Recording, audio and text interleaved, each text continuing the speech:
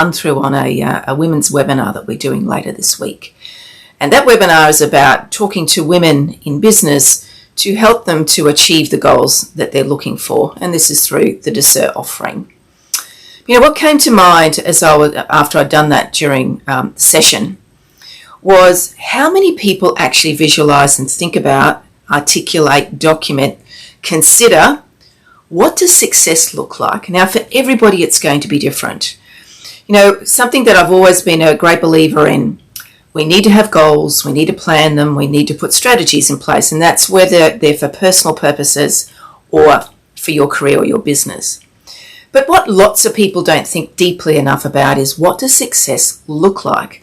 Now, when I ask people that, you know, well, what's your goals? Oh, well, I want to hit this certain level in my role, I want to hit this certain turnover in my business, and that for me is too surface level.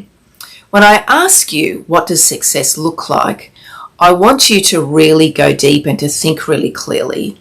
So if we, you know, for example, if we're talking to some of these prospects who might be considering doing an MBA with Dessert Global Business School, their immediate response might be to complete my MBA, to get a better job. I want people to think more deeply, to go, well, what does it feel like? What does it look like? What are all the impacts in your life when that goal is achieved? So we're going deeper and longer and wider. So when I talk about that, I ask them, so what does your lifestyle look like when you get that promotion or when that success comes through your business because you've got your MBA? What does it mean for your family? What does it mean for you? How do you feel? What do you drive? Where are you living? What are you able to do that you maybe weren't able to do previously?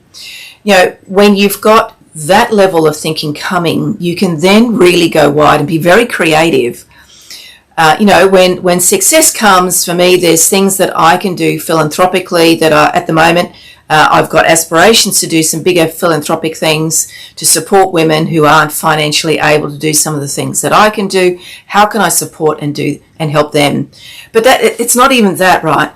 So when I know I've got to that point, what I then know is when those people can then hit their goals because I've been able to support them, what does it do for them? What does it do for their family, their community, for their lifestyle?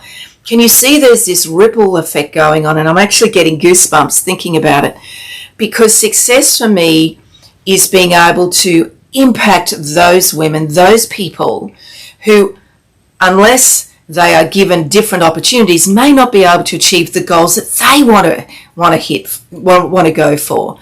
So when you think about, when you're goal setting, when you're planning about what you're going to do, go really deep. Go and look at all the layers. What is the consequence of you achieving that goal? And it could be, as I said, it could be a turnover thing.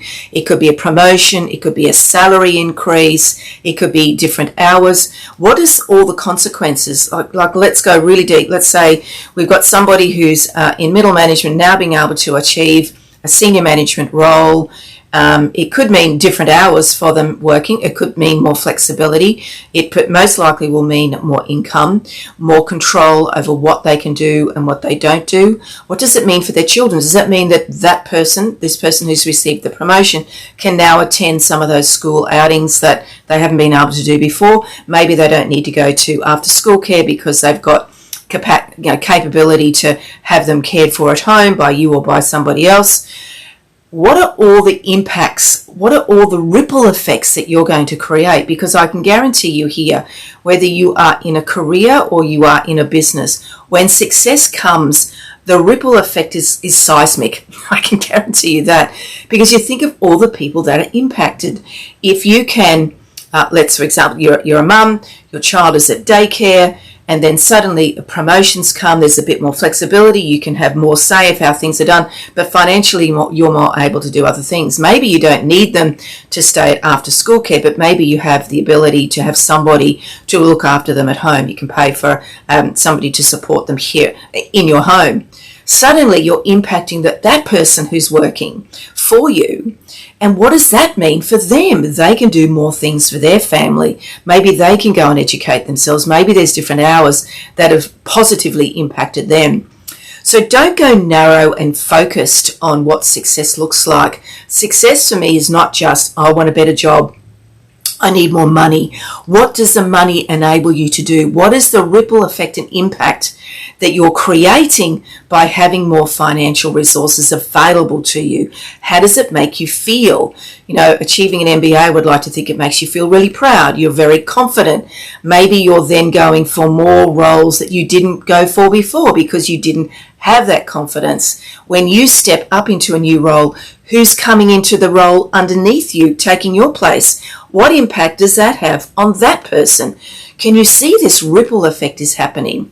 When you have success in your business and you have better turnover, improved profitability, when you're able to negotiate better terms with your suppliers, your relationship building, you're multiplying your business, you're diversifying your business. What is the ripple effect on your customers, on your team, on your staff, on your suppliers? The ripple, as I said, is seismic. So really think deeply, because that will most likely put a real fire in your belly. Head, heart, gut are becoming aligned.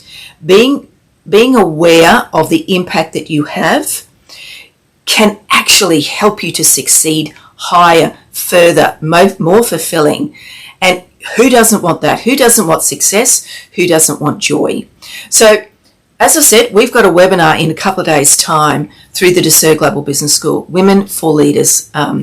Women for Women in Leadership is what it's called. Sorry, I got the words muddled a bit there. So it's on the 2nd, which is tomorrow, and it's 9:15 Victorian Daylight Savings Time.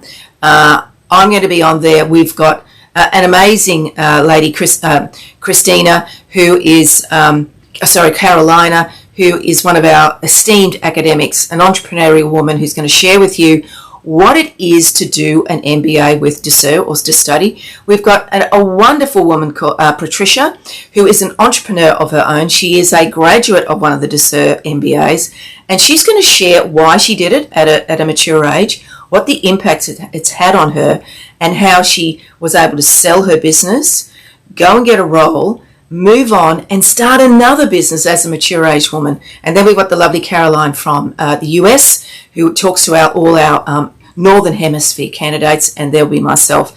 It's going to be a rich conversation.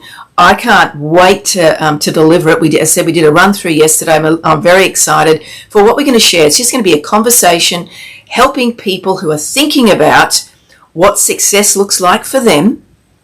And we're going to share with you what the experience is going to be with Desser, because it's all about feelings and emotions and confidence, right? So I can't wait to see you there. You have an awesome day. I'm signing off for Tuesday Inspirations, trusting that you now have some deep thinking to do about what does success look like for you.